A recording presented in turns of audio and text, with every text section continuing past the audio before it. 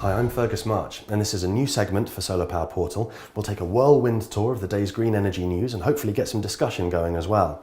So, let's jump straight in with a look at news reported by The Guardian that the Carbon Tracker initiative has found that major oil companies might be wasting billions of dollars of investment on high-cost oil projects from which they'll never receive a return.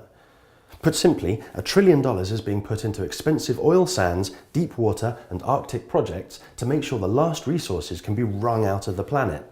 However, if global policymakers decide to do the right thing and slash carbon emissions, limiting the average global temperature rise to 2 degrees Celsius, then roughly 2/3 of existing fossil fuel reserves simply can't be used.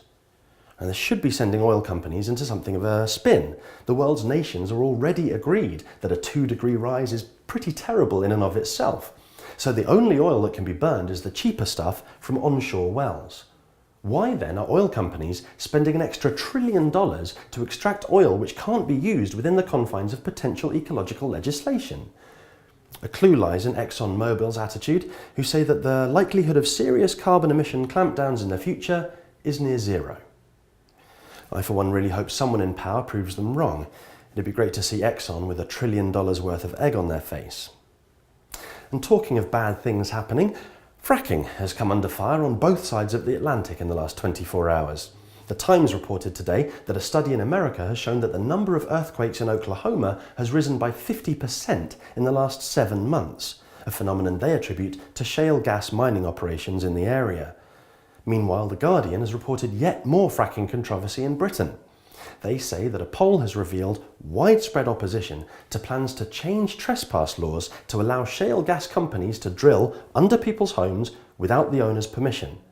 Yes, you heard that correctly. The government want to change property law to give shale gas companies access to the land under your house, and they're surprised when 74% of those polled came back saying, no. To be honest, I'm amazed the figure's not higher. And finally, let's add some injury to that insult. A workshop by lawyers at Cambridge University has revealed a potentially enormous boo-boo in the contract between EDF and the UK to build 2 new nuclear power stations, the first being the famous Hinkley Point. To quote the Cambridge paper, "In terms of the requirements of contract law for validity, there is a risk that the deal will not be legally enforceable simply because EDF appears to be promising nothing. An arrangement under which one side says it will pay a certain price for the other side's goods, but the other side makes no promise to supply any such goods, is not by itself an enforceable contract." EU commissioners agree this would render the current agreement void. Now, what does that tell you about A, the fairness of the deal itself, and B, the financial and legal sense of those who agreed to it? If anyone understands how the UK government manages to get itself into these wacky scrapes, please let us know. And everyone else, leave a comment where appropriate, and we'll see you next time. Thanks.